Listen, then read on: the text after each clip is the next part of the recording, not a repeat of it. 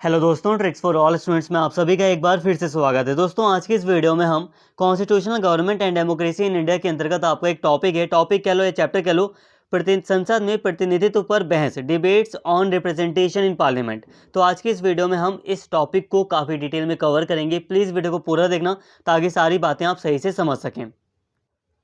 दोस्तों, सारी बातें यहाँ पे सिलेबस के अकॉर्डिंग होंगी, तो यही कहूँगा काफ़ी इंपॉर्टेंट है। सारी बातें यहाँ पे सारी बातें आपके सिलेबस के अकॉर्डिंग होंगी। बस आप वीडियो को पूरा देखना, सारी चीज़ें आपको समझ भी आ जाएंगी।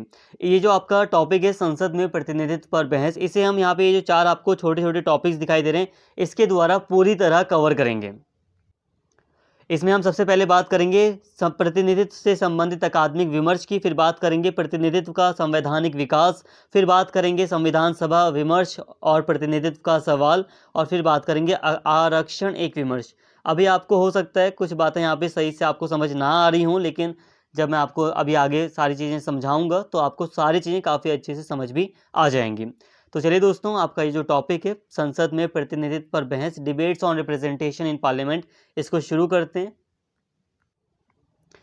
प्रतिनिधित्व से संबंधित अकादमिक विमर्श। भारत में यदि हम जातिगत आधार पर प्रतिनिधित्व के अकादमिक विमर्श की बात करें तो देखिए दोस्तों, नीरजा गोपाल जयाल इनका मत है कि लोकसभा में अनुसूचित जाति व जनजाति के लिए जो आरक्षण का संवैधानिक प्रावधान किया गया है और जो प्रावधान से अपेक्षाएं थी, इनके प्रतिनिधित्व को लेकर उसमें ज़्यादा सफलता नहीं मिली। जो इनके लिए सीटें आरक्षित थी, स्वतंत्रता प्राप्ति के बाद से वर्तमान लोकसभा तक उससे ज़्यादा प्रतिनिधित्व कभी भी देखने को नहीं मिला। वहीं दूसरी ओर अन्य पिछड़ा वर्ग का प्रतिनिधित्व 1947 से 1990 के अपने प्रथम चरण की अपेक्षा दूसरे चरण अर्थात 1990 के बाद में दोगुना हो गया। अभी सारी बातें आपको मैं समझाऊंगा। इसके साथ ही एक दूसरे विद्वान हैं योगेंद्र यादव। इन्होंने अपने लेख में प्रतिनिधित्व के विरोधाभास की बात करते हैं। इस लेख में समकालीन भारत में 4 विरोधाभासों की बात करते हैं। देखिए दोस्तों, यहाँ पे अभी हम बात कर रहे हैं अकादमिक विमर्श की। यहाँ पे हम यही देख रहे हैं कि अलग अलग जो विद्वान हैं उनकी क्या राय है। ठीक है, इस टॉपिक के अंतर्गत हम यही देख रहे हैं कि जो अलग अलग विद्वान हैं वो क्या राय रखते हैं, उनका क्या मत है प्रतिनिधित्व को लेकर। तो यहाँ पे जाति को आधार माना गया है, तो जातिगत आधार पर प्रतिनिधित्व पर अलग अलग विद्वान क्या राय रखते हैं, अभी बस हम इसको देख रहे हैं।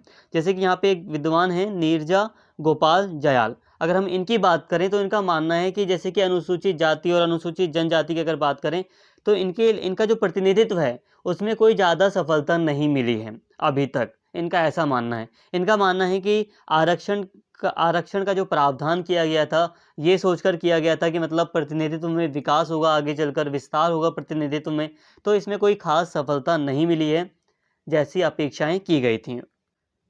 इसके साथ ही इनका कहना है कि मतलब इनका जो प्रतिनिधित्व था, अनुसूचित जाति और अनुसूचित जनजाति का जो प्रतिनिधित्व था, रिप्रेजेंटेशन था लोकसभा में, वो इनके आरक्षण तक ही सीमित है। स्वतंत्रता प्राप्ति से वर्तमान समय तक इसमें कोई खास मतलब विस्तार नहीं हुआ इनके प्रतिनिधित्व में। तो ऐसा इनका मानना है। इसके अलावा जो अन्य पिछड़ा वर्ग है यानी कि ओबीसी है, उसकी जब हम बात करते हैं इनके अकॉर्डिंग, तो इनका मानना है कि जो ओबीसी है उसका जो प्रतिनिधित्व है वो 1947 और 1990 में जितना था, 1990 के बाद वो दुगुना हुआ है, ऐसा इनका विचार है। इसके अलावा योगेंद्र यादव, अब अगर हम इनकी बात करें तो ये क्या कह रहे हैं, तो इसको एक बार देख लीजिए। ये वर्तमान समय में जब इन्होंने प्रतिनिधित्व की जो बात की थी इन्होंने, उसमें इन्होंने प्रतिनिधित्व जो समकालीन भारत है उसमें इन्होंने प्रतिनिधित्व के 4 विरोधाभासों की बात की है। वर्तमान भारत में 4 विरोधाभासों की बात की है इन्होंने प्रतिनिधित्व में। पहला क्या विरोधाभास है, तो यहाँ पे इसको देखिए आप। देखिए दोस्तों, सारी बातें आपको समझ में आएंगी, बस आप वीडियो को एंड तक देखिए। ठीक है, अभी हमने ज़्यादा बातें नहीं की, यहाँ पे बस हम बात कर रहे हैं। हो सकता है आपको कंफ्यूजिंग लग रहा हो, समझ ना आ रहा हो कि यहाँ पे क्या बातें हो रही हैं। बस आप वीडियो एंड तक देखोगे ना, तभी सारी बातें आपको अच्छे से समझ में आ पाएंगी। तो यहाँ पे अभी हम बात कर रहे हैं प्रतिनिधित्व से संबंधित अकादमिक विमर्श की। इसमें हम अलग अलग विद्वानों की राय देख रहे हैं। स्पेशली हम यहाँ पे हमने बात की कि नीरजा गोपाल जयाल क्या कहते हैं, मतलब इनका क्या विचार है जो प्रतिनिधित्व है उसको लेकर। तो इन्होंने अपनी राय रख दी। अब हम यहाँ पे योगेंद्र यादव जी को देख रहे हैं कि ये अपना क्या विचार रखते हैं, कि मतलब किस तरह का से प्रतिनिधित्व है उससे संबंधित ये क्या विचार रखते हैं। तो इनका कहना है कि समकालीन भारत में 4 विरोधाभास हमें दिखाई देते हैं, 4 पैराडॉक्स दिखाई देते हैं रिप्रेजेंटेशन यानी कि प्रतिनिधित्व में। अब एक एक करके इसको भी देखते हैं हम। तो पहला विरोधाभास क्या है? तो पहले विरोधाभास में वह बताते हैं, यानी कि योगेंद्र यादव बताते हैं कि आज प्रतिनिधित्व संस्थाओं विशेष तौर पर संसद में पिछड़ी जातियों व वर्गों का प्रतिनिधित्व बढ़ रहा है, लेकिन इसके बावजूद भी इन वर्गों के कल्याण के लिए नीतियां नहीं बन पा रही हैं। प्रतिनिधित्व की धारणा में भी काफ़ी बदलाव आ रहा है। आज इस बात पर जोर दिया जाता है कि प्रतिनिधि कौन है, लेकिन प्रतिनिधि की निर्णय निर्माण प्रक्रियाओं में कितनी भागीदारी है, इसको नज़रअंदाज किया जा रहा है। भारत में यदि राजनीतिक प्रतिनिधित्व के इतिहास को देखें तो यह ज्ञात होता है कि संसद के प्रारंभिक दौर में प्रतिनिधि ज़्यादातर उच्च जाति के होते थे, लेकिन 1990 के बाद से पहले की अपेक्षा पिछड़ी जातियों के प्रतिनिधियों की संख्या बढ़ी है, लेकिन इन जातियों के नेताओं द्वारा इन जातियों की स्थिति में बदलाव या सुधार लाने में यह अभी भी असक्षम है। देखिए, योगेंद्र यादव जी यहाँ पे चार विरोध प्रतिनिधित्व की जब हम बात करते हैं तो ये कहते हैं कि देखो, समकालीन भारत में प्रतिनिधित्व के क्षेत्र में चार विरोधाभास दिखाई देते हैं। पहला विरोधाभास क्या है? तो ये कह रहे हैं कि पहला विरोधाभास ये है कि जो पिछड़ी जातियां हैं उनका प्रतिनिधित्व तो बढ़ गया है, जो पिछड़ी जाति के लोग हैं या पिछड़े वर्ग के जो लोग हैं उनका प्रतिनिधित्व, उनका रिप्रेजेंटेशन तो बढ़ा है संसद में, लेकिन क्या वो निर्णय निर्माण की प्रक्रिया में पूरी तरह भागीदार हैं? क्या वो पार्टिसिपेट ले रहे हैं निर्णय निर्माण की प्रक्रिया में? जो पॉलिसी बनाई जाती है क्या उसमें वो उनका जो मत है क्या उसका पूरा महत्व है? क्या उनको इतना महत्व दिया जा रहा है? तो इसकी बात कर रहे हैं। ये प्रश्न करते हैं कि मतलब जो निर्णय निर्माण की जो प्रक्रिया है, जो पॉलिसी मेकिंग की जो मतलब प्रक्रिया है, इसमें कितनी भागीदारी है इनकी।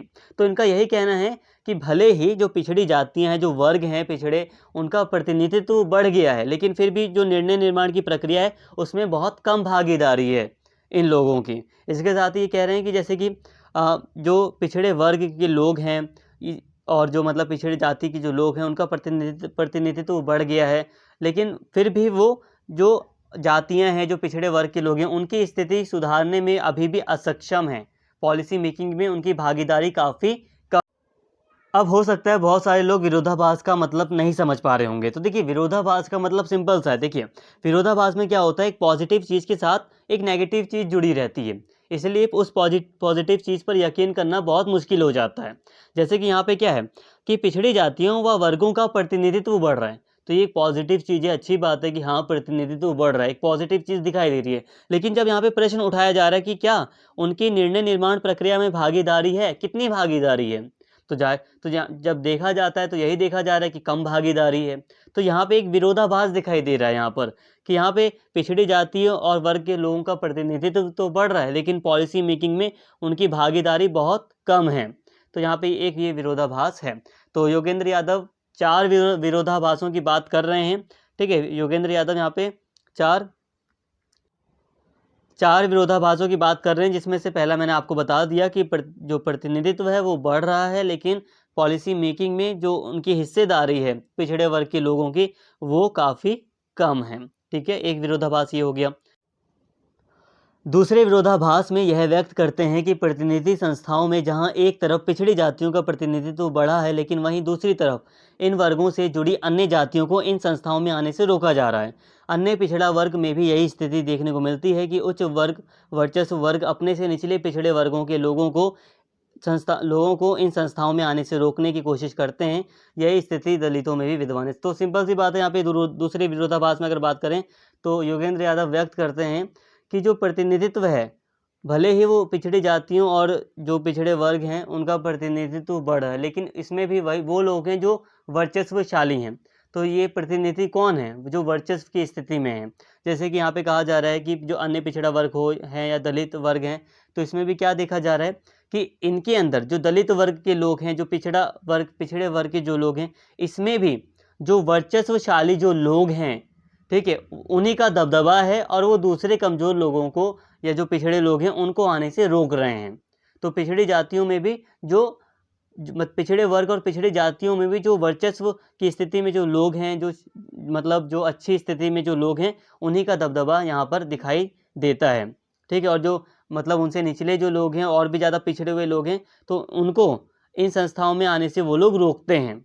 तो ये दूसरा विरोधाभास है। तीसरे विरोधाभास में प्रतिनिधित्व की गुणवत्ता पर चर्चा करते हुए कहते हैं कि राजनीतिक दलों का महत्व पहले की अपेक्षा अब ज़्यादा महत्वपूर्ण हो गया है।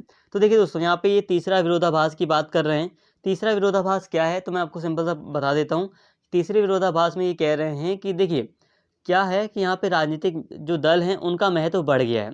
राजनीतिक दल का महत्व बढ़ गया है, इसका मतलब यहाँ पे ये है कि अगर कोई भी व्यक्ति अपनी पॉलिटिकल पार्टी के अगेंस्ट बोलता है या अपनी पॉलिटिकल पार्टी के डिसीजन से डिसएग्री करता है, तो उसको दल बदल कानून के तहत उस पार्टी से निष्कासित कर दिया जाता है।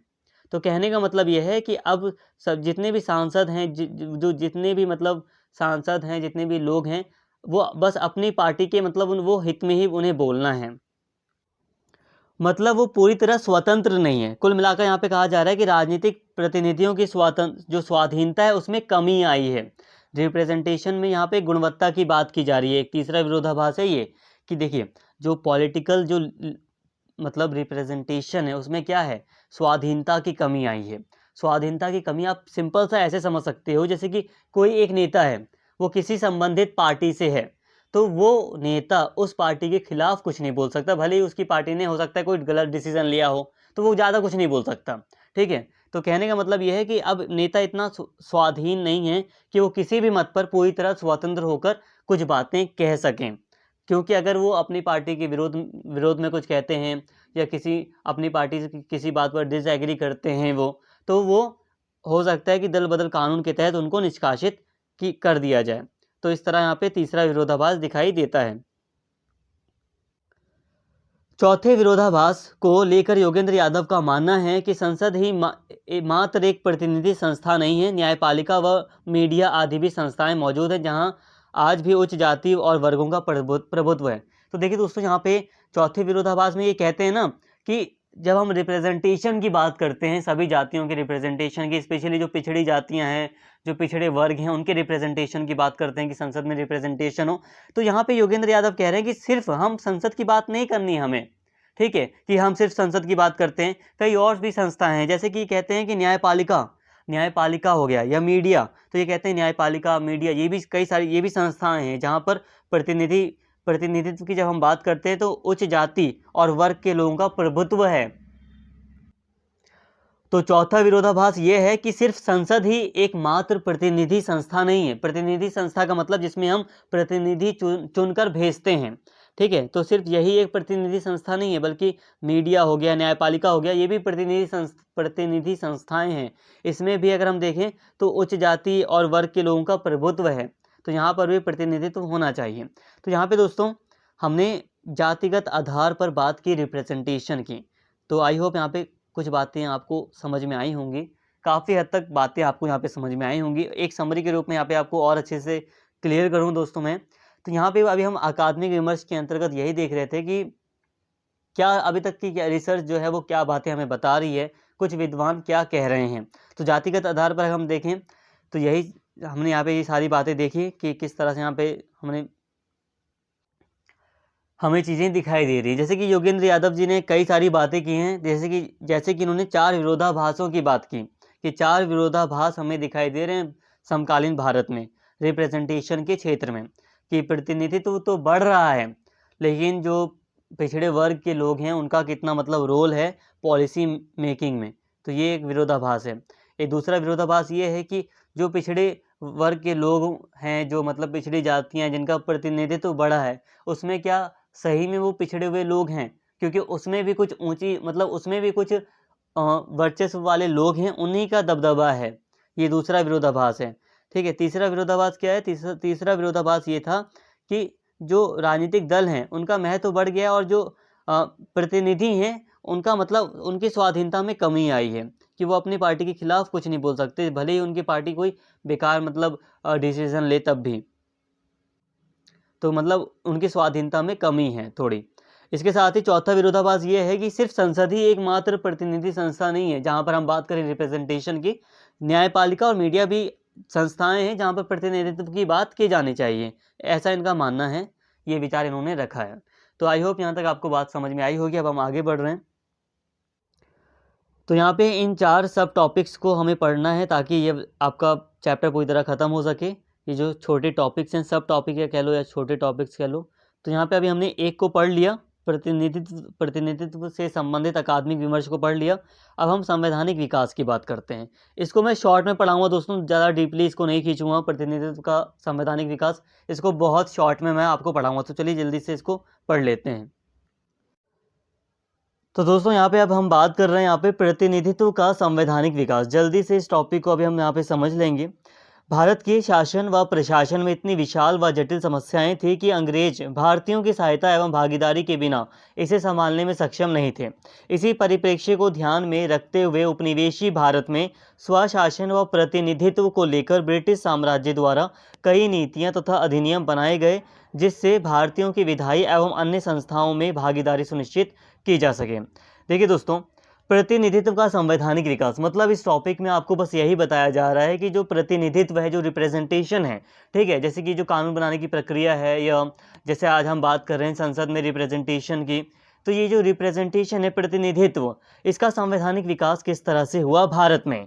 तो ये अंग्रेजों के टाइम से विकास इसका होते आया है। जैसे कि अंग्रेजों ने समय समय पर कई सारे कानून बनाए, जिसके द्वारा जो कानून बनाने की जो प्रक्रिया थी, जो विधायी प्रक्रिया थी, उसमें भारतीय लोगों को भी प्रतिनिधित्व दिया गया। तो यहाँ पे वही सारी बातें हो रही हैं, इसे जल्दी से अब हम समझ लेते हैं। तो दोस्तों 1833 के अधिनियम से लेकर 1935 के अधिनियम के दौरान हम देखते हैं कि ब्रिटिश शासन के दौरान भारत में प्रतिनिधित्व में विकास हुआ था, भारतीय लोगों की भागीदारी बढ़ी थी। ठीक है, तो कई सारे अधिनियम बनाए गए थे ब्रिटिशर्स के द्वारा भारत में। जैसे कि अगर हम 1833 के चार्टर अधिनियम की बात करें तो इसके द्वारा क्या किया गया, तो इसके द्वारा विधायी कार्यों को कार्यपालिका के कार्यों से अलग करने का पहला प्रयास किया गया था। मतलब क्या था, देखिए कार्यपालिका देखो, कार्यपालिका का मतलब और विधायिका का मतलब पहले आप समझ लो। कार्यपालिका का मतलब, जैसे कि आज के टाइम पर मैं बस आपको एग्जाम्पल देकर बता रहा हूँ, आज के टाइम पर आप देखते हो प्रेसिडेंट, प्राइम मिनिस्टर और जो मंत्री परिषद है, मंत्रिमंडल है, जो अलग अलग मंत्री हैं, कैबिनेट मंत्री वगैरह हो गए, तो ये सारे के सारे जो मंत्री वगैरह जो कार्य कर रहे हैं, ये जो प्रधानमंत्री हैं, प्रेसिडेंट हैं, राष्ट्रपति हैं, ये सब कार्यपालिका का हिस्सा हैं। ठीक है, और जो दूसरे तरफ जब हम बात करते हैं सांसदों की, जो कानून बनाने के लिए संसद में बैठे हैं या कानून बनाते हैं, तो वो विधायी कार्य कर रहे हैं। ठीक है, जब संसद में कोई मंत्री या कोई सांसद कार्य करता है, तो हम कहते हैं वो विधायी कार्य है। तो विधायी कार्य आप समझ रहे हैं, और कार्यपालिका का कार्य आप समझ रहे हैं, तो दोनों में अंतर आप कर पा रहे होंगे। ठीक है, विधायी कार्य मतलब मुख्य रूप से कानून बनाने से संबंधित कार्य। तो 1833 का एक चार्टर अधिनियम आता है, जिसके द्वारा जो ब्रिटिश शासन भारत में उस समय था, ईस्ट इंडिया कंपनी का जो शासन था, उसका जो शासन था, उसमें कार्यपालिका के जो कार्य थे उसको विधायी कार्यों से अलग किया गया, या जो विधायी कार्य थे कार्यपालिका के कार्यों में, उसको अलग अलग करने का प्रयास किया गया। अभी आगे समझ में आएगा आपको। इसके बाद 1853 का अधिनियम आता है, जिसके द्वारा विधायी तंत्र को कार्यपालिका से अधिक निर्णायक रूप से अलग करने की दिशा में कार्यवाही की गई। मतलब ये कि 1833 के बाद ये जो 1853 का अधिनियम आया, इसके द्वारा एक स्पष्ट रूप से, काफ़ी अच्छे तरीके से कार्यपालिका और विधायिका के कार्यों को अलग किया गया, कि जो कानून बनाने का कार्य होगा वो अलग होगा, और जो कार्यपालिका का कार्य है वो अलग होगा। ठीक है, इसके बाद हम देखते हैं आगे क्या होता है कि और अधिनियम आते हैं, जैसे कि 1861 का अधिनियम। अब 1861 के अधिनियम ने काउंसिलों में भारतीयों के प्रवेश का मार्ग प्रशस्त किया।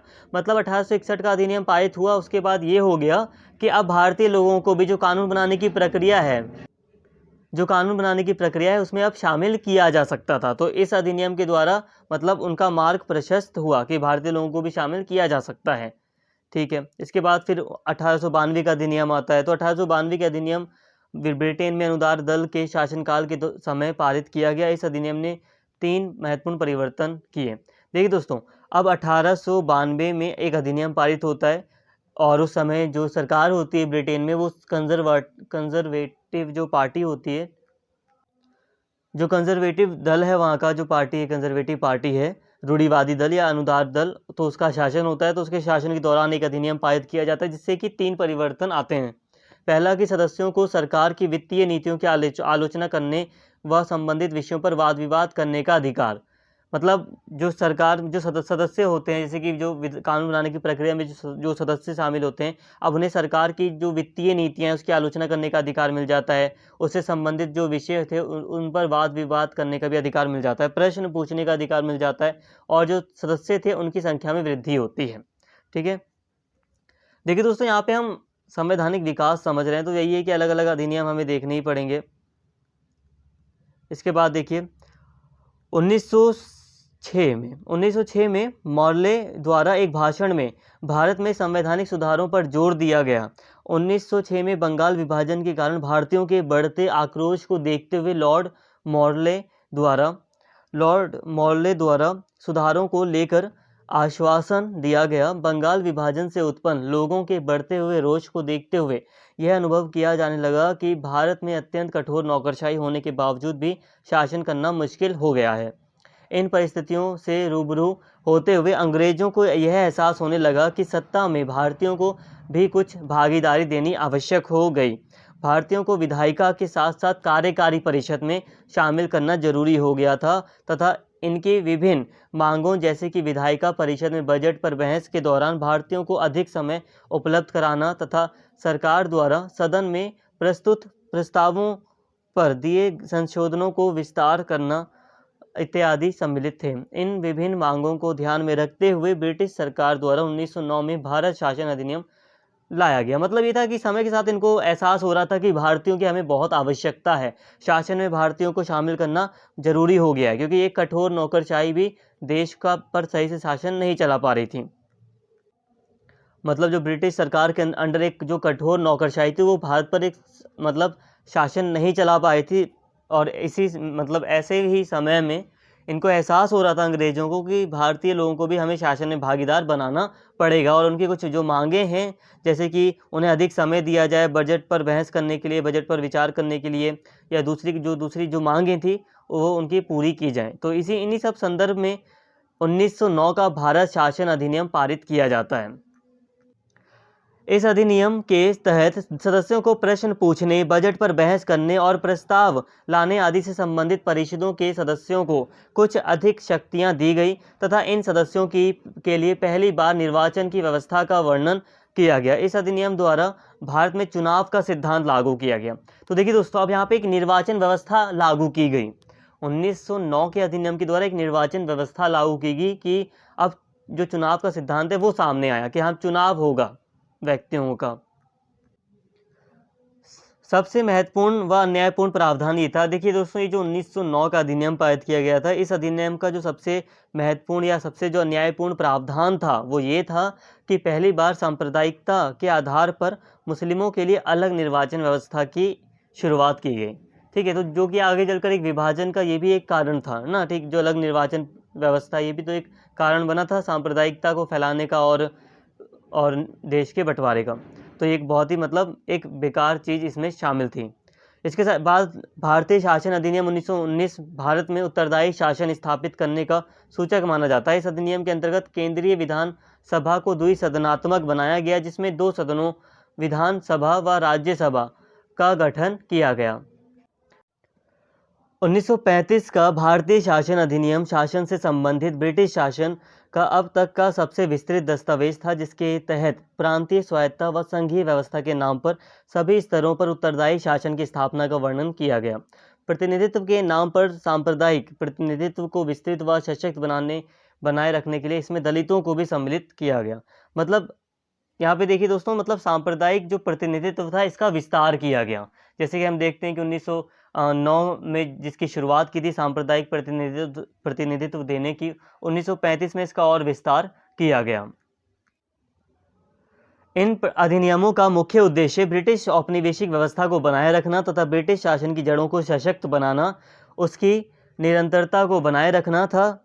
यह 1833, 1861, 1892, फिर 1909, 1919 और 1935 ईस्वी के भारतीय अधिनियमों द्वारा सुधार प्रक्रिया तथा ब्रिटिश संसद व भारतीय प्रशासन द्वारा लागू व पारित अधिनियमों के द्वारा देख सकते हैं। यद्यपि इन सुधार अधिनियमों से प्रतिनिधित्व तथा कुछ विकेंद्रीकरण जैसे तत्वों का शासन में आरंभ किया गया, परंतु वे सतही और आंशिक थे। तो देखिए दोस्तों, यहाँ पे अभी हम सिर्फ यही बात कर रहे हैं। यहाँ पर हम कुल मिलाकर अभी आपको एक टॉपिक पढ़ना था।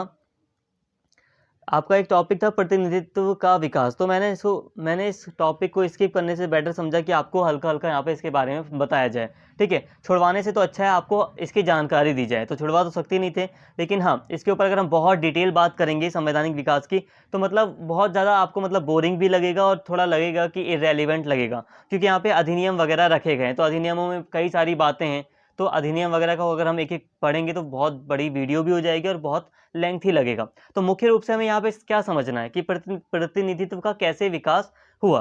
तो हम यही देख रहे हैं कि प्रतिनिधित्व का अगर हम एक हिस्टोरिकल विकास देखते हैं तो हम देखते हैं कि अंग्रेजी शासन के दौरान 1833 का जो अधिनियम था, फिर उसके बाद जो अधिनियम आए, उन्होंने प्रतिनिधित्व का विकास किया। आपको हल्का हल्का मतलब थोड़ी थोड़ी जानकारी अभी मैंने आपको दी, कैसे मतलब 1861 का जो अधिनियम था उसने भारतीय लोगों को शामिल करने का जो मार्ग था उसको प्रशस्त किया। फिर उसके बाद कई सारे अधिनियम आए जिसने जो विधायी प्रक्रिया वगैरह है उसमें भारतीय लोगों का जो प्रतिनिधित्व है उसको बढ़ाया।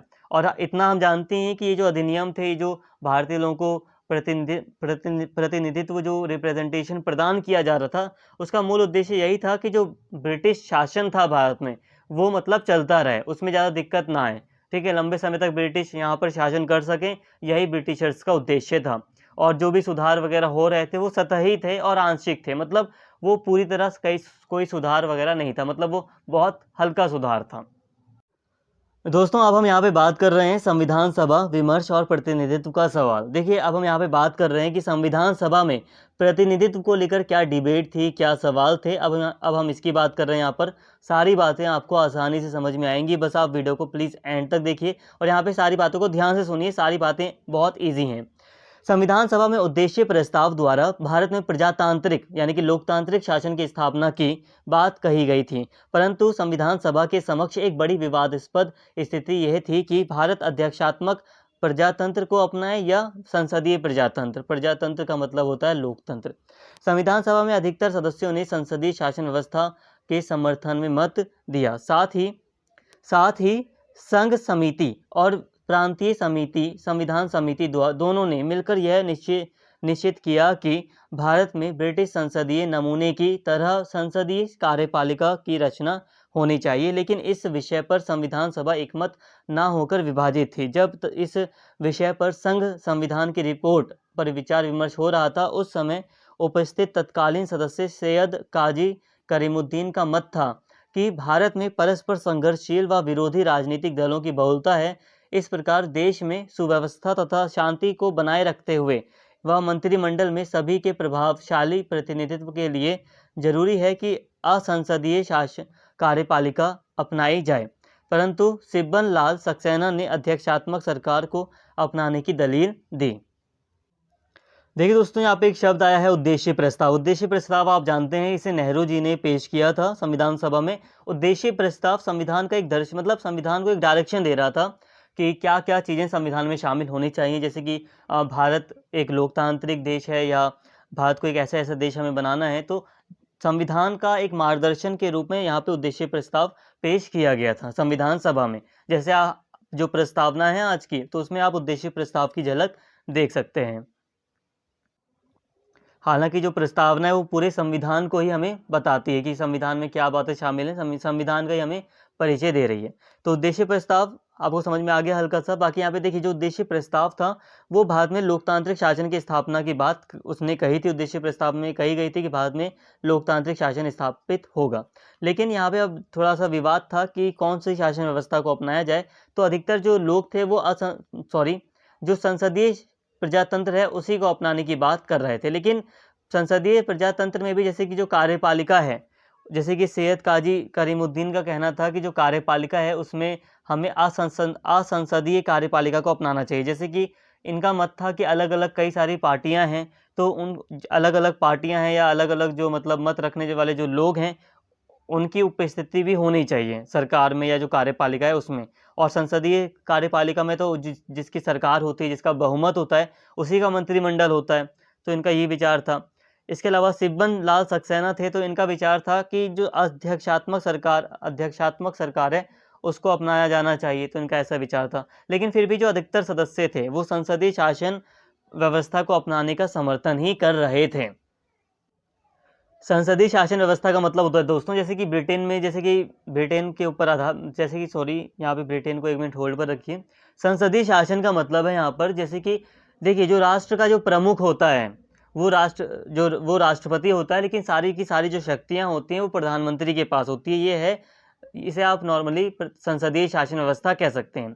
ठीक है, सारी शक्ति प्रधानमंत्री के हाथ में होती है।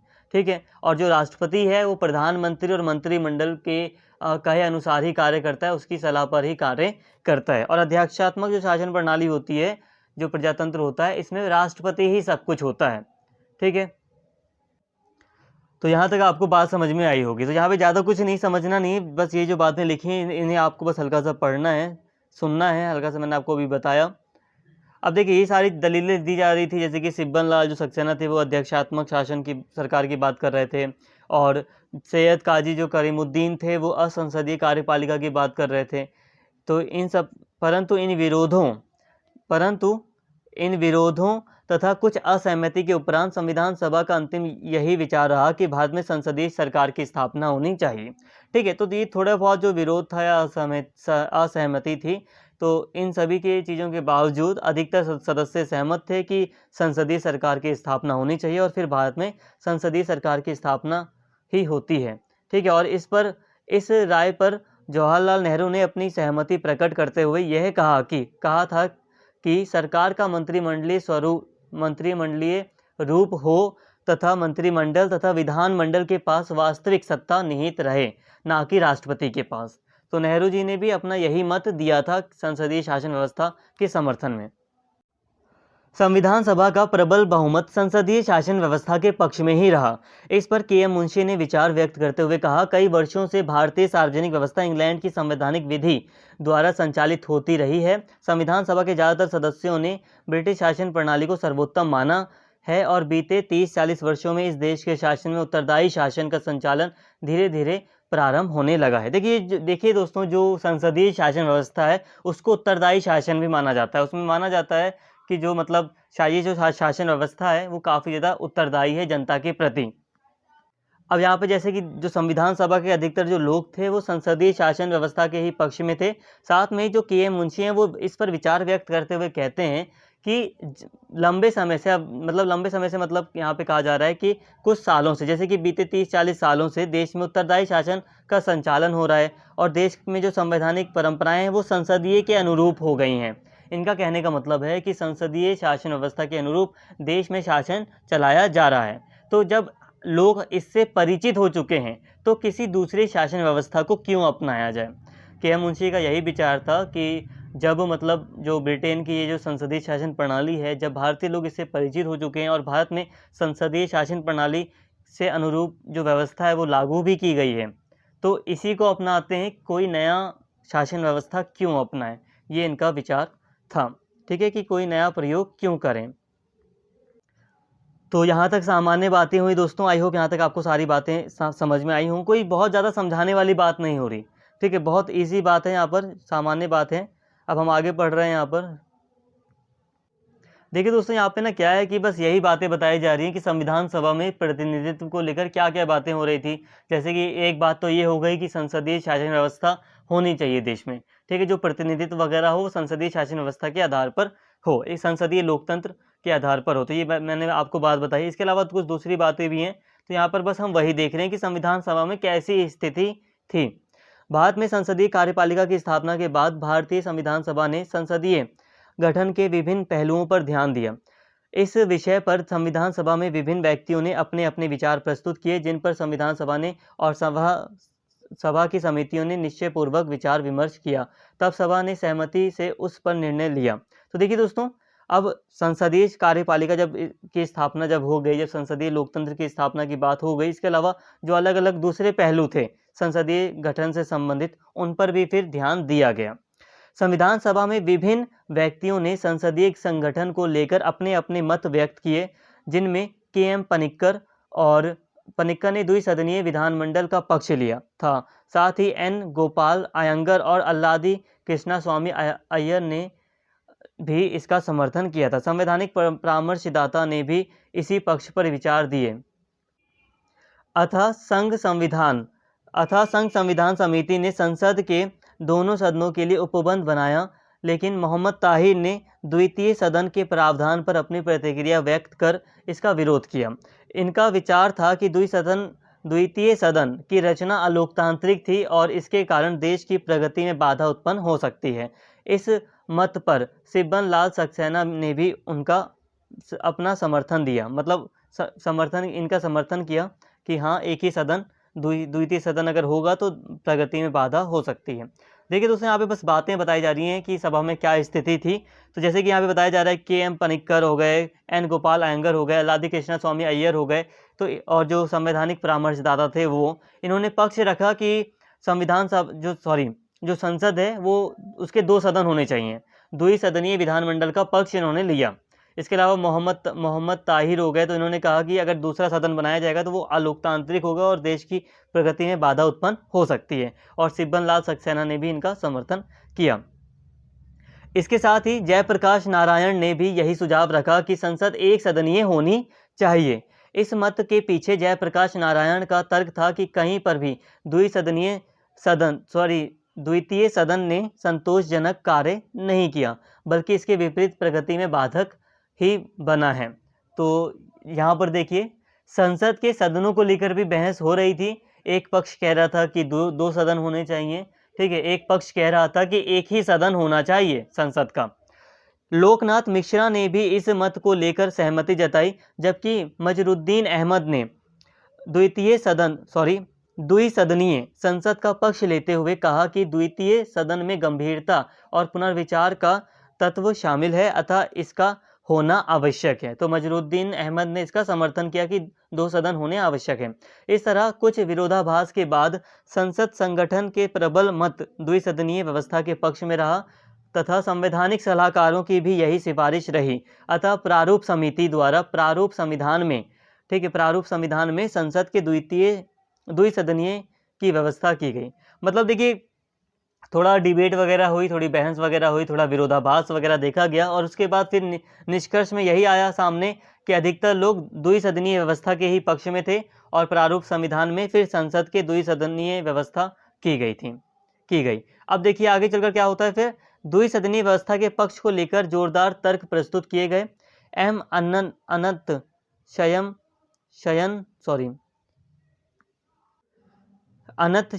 अयंगर ने द्वितीय सदन की व्यवस्था को लेकर यह तर्क प्रस्तुत किया कि भारत में लंबे समय से चले आ रहे स्वतंत्रता आंदोलन ने आम लोगों को उत्साही बना दिया है, जिससे इन आम लोगों को द्वितीय सदन के होने पर इनकी बड़ी संख्या में इन्हें स्थान मिलेगा, मतलब प्रतिनिधित्व बढ़ेगा। तो ऐसा विचार इन्होंने पेश किया। तो कुल मिलाकर जोरदार तर्क दिए गए द्विसदनीय व्यवस्था के पक्ष में। अब देखिए दोस्तों, ये तो बात हो गई सदन की कि एक सदन होना चाहिए, 2 सदन होना चाहिए, लेकिन अब देखिए आगे क्या है कि सदन के नामकरण पर भी बहस हुई, चर्चा हुई काफ़ी ज़्यादा। देखिए, 2 सदन बनाए गए, संसद के 2 सदन डिसाइड हो गए कि हाँ, संसद के 2 सदन होंगे। अब लेकिन नामकरण को लेकर भी यहाँ पे चर्चा हुई संविधान सभा में। के.एम. पनिक्कर ने इन सदनों के लिए संघीय सीनेट तथा संघीय सभा के नाम का सुझाव दिया, लेकिन विभिन्न व्यक्तियों द्वारा दिए सुझावों के बाद संघ संविधान समिति ने इन सदनों को राज्यसभा और लोकसभा का नाम दिया। अतः इस प्रकार विभिन्न व्यक्तियों के पक्ष और विपक्ष सुनने के पश्चात इस निर्णय पर संविधान सभा में उपस्थित कई व्यक्तियों की सहमति द्वारा इस निर्णय को अपना लिया गया। इस तरह संविधान सभा में प्रत्येक पहलू पर खुले तौर पर विचार विमर्श के पश्चात कई विषयों पर एकमत होकर निर्णय लिए गए। इन विभिन्न विषयों में से एक संसदीय शासन प्रणाली है। तो देखिए दोस्तों, द्विसदनीय व्यवस्था को लेकर चर्चा हुई, फिर बात हुई कि नामकरण क्या किया जाए, तो फिर अंत में लोकसभा और राज्यसभा ये 2 नाम रखे गए संसद के 2 सदनों के। अब यहाँ पे हम आरक्षण के कॉन्टेक्स्ट में समझते हैं कि आरक्षण के कॉन्टेक्स्ट में क्या चीज़ें थी संविधान सभा में। तो देखिए दोस्तों, 27 अगस्त 1947 को मद्रास के बी पोकर बहादुर ने पृथक निर्वाचिका को बनाए रखने के पक्ष में भाषण देते हुए राजनीतिक व्यवस्था में अल्पसंख्यकों का पूरा प्रतिनिधित्व हो की सिफारिश की। अब देखिए यहाँ पे पी पोकर बहादुर जी ने यहाँ पर पृथक निर्वाचिका की मतलब वकालत की थी, सिफारिश की थी कि जो अल्पसंख्यक है उसका मतलब प्रतिनिधित्व हो राजनीतिक व्यवस्था में। अब आर.वी. धुलेकर ने बहादुर को संबोधित करते हुए कहा था, अंग्रेजों ने संरक्षण के नाम पर अपना खेल खेला। इसकी आड़ में उन्होंने तुम्हें फुसला लिया है, यानी कि अल्पसंख्यकों को फुसला लिया है। अब इस आदत को छोड़ दो, अब तुम्हें कोई बहकाने वाला नहीं है। तो मतलब दोस्तों, जो आर.वी. धुलेकर थे, उन्होंने पी पोकर बहादुर को मतलब जवाब में ये सारी बातें कही कि ये जो चीज़ें हैं पृथक निर्वाचिका की, इसको पूरी तरह खत्म किया जाना चाहिए। सरदार वल्लभ भाई पटेल ने कहा था कि पृथक निर्वाचिका एक ऐसा विषय है जो हमारे देश की पूरी राजनीति में समा चुका है। देश में शांति कायम करने के लिए इसे तुरंत छोड़ना होगा। पृथक निर्वाचिकाओं की मांग का जवाब देते हुए गोविंद वल्लभ पंत ने ऐलान किया कि यह प्रस्ताव न केवल राष्ट्र के लिए बल्कि अल्पसंख्यकों के लिए भी खतरनाक है। बेगम एजाज रसूल को लगता था कि पृथक निर्वाचिका आत्मघाती साबित होगी, क्योंकि इससे अल्पसंख्यक बहुसंख्यकों से कट जाएंगे। तो देखिए दोस्तों, पृथक निर्वाचन व्यवस्था का तो विरोध किया ही गया, माना गया कि ये राष्ट्र के लिए बहुत ज़्यादा खतरनाक है। लेकिन साथ में जो संविधान सभा के कुछ सदस्य थे, तो जैसे कि गोविंद वल्लभ पंत हो गए, बेगम एजाज रसूल हो गई, तो इनका मानना था कि जो पृथक निर्वाचिका ये जो व्यवस्था है, ये पूरे राष्ट्र के लिए तो बेकार है ही, खतरनाक तो है ही, लेकिन ये अल्पसंख्यकों के लिए भी बेकार है, ये अल्पसंख्यकों के लिए भी खतरनाक है। क्यों? क्योंकि मानना ये था कि जो अल्पसंख्यक है वो बहुसंख्यकों से कट जाएंगे। अगर पृथक निर्वाचक व्यवस्था होगी तो अल्पसंख्यक बहुसंख्यक से कट जाएंगे, तो ऐसा भी विचार था। तो इस तरह जो एक विचार था कि पृथक निर्वाचन व्यवस्था होनी चाहिए, तो इसका विरोध किया गया और इसके जवाब में कई सारी बातें की गई। तो कुछ लोग इसकी मांग भी कर रहे थे, तो उनको जवाब देते हुए अधिकतर लोगों ने ये बातें कही कि ये जो व्यवस्था है वो पूरी तरह राष्ट्र के लिए खतरनाक है और ये खुद अल्पसंख्यकों के लिए भी खतरनाक है। तो ये सारी बातें हुई थी संविधान सभा में। अब इसके आगे अगर हम बात करें तो देखिए, किसान आंदोलन के नेता और समाजवादी विचारों वाले एन.जी. रंगा ने आह्वान किया कि अल्पसंख्यक शब्द की व्याख्या आर्थिक स्तर पर की जानी चाहिए। अब यहाँ पे एन.जी. रंगा, ये जो मतलब समाजवादी विचार रखने वाले जो नेता थे, किसान आंदोलन के नेता और समाजवादी विचारों वाले एन.जी. रंगा, ये जो व्यक्ति थे, इनका विचार था कि जो अल्पसंख्यक शब्द है, इसको धार्मिक आधार पर ना अर्थ निकाल कर इसका अर्थ आर्थिक स्तर पर निकालना चाहिए। ठीक है, अल्पसंख्यक वर्ग का अर्थ धार्मिक आधार पर ना लगाकर इसका जो अर्थ है वो आर्थिक स्तर पर लगाना चाहिए, ऐसा एन.जी. रंगा ने विचार रखा। रंगा की नज़र में असली अल्पसंख्यक गरीब और दबे कुचले लोग थे।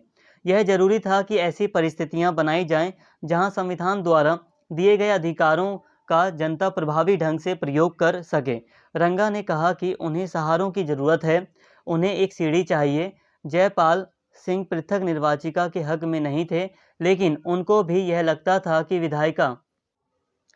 विधायिका में आदिवासियों को प्रतिनिधित्व प्रदान करने के लिए सीटों के आरक्षण की व्यवस्था जरूरी है। तो यहाँ पे दोस्तों फिर यहाँ पे बात की गई, जो दबे कुचले जो लोग हैं, जो गरीब लोग हैं, जिनका लंबे समय से शोषण होता चला आया है, ठीक है, जो आदिवासी लोग हैं, तो उनको प्रतिनिधित्व में आरक्षण दिया जाए। और फिर आगे चलकर इस व्यवस्था को संविधान सभा में मतलब फिर अपनाया गया और आरक्षण दिया भी गया। तो दोस्तों, संविधान सभा का यही विचार था कि समाज में जो मतलब दबे कुचले जो लोग हैं, जो दलित लोग हैं, जो आदिवासी लोग हैं, तो उन्हें जो समाज है उसकी मुख्य धारा से जोड़ने के लिए ये आरक्षण देना थोड़ा मतलब जरूरी समझा गया और ये आरक्षण की व्यवस्था की गई।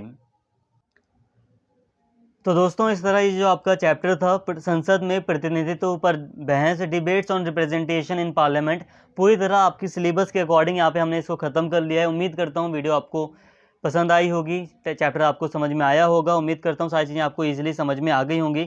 थोड़ा सा लेंथी लगेगा, लेकिन फिर भी अगर आप ध्यान से बस सारी चीज़ों को समझेंगे तो ईजिली आपको समझ भी आ जाएगा। उम्मीद करता हूँ वीडियो आपको अच्छी लगी होगी। अगर वीडियो पसंद आई हो तो प्लीज़ चैनल को सब्सक्राइब कर लें, वीडियो को लाइक करें, शेयर करें और कमेंट करके अपना फीडबैक जरूर दें। Thank you.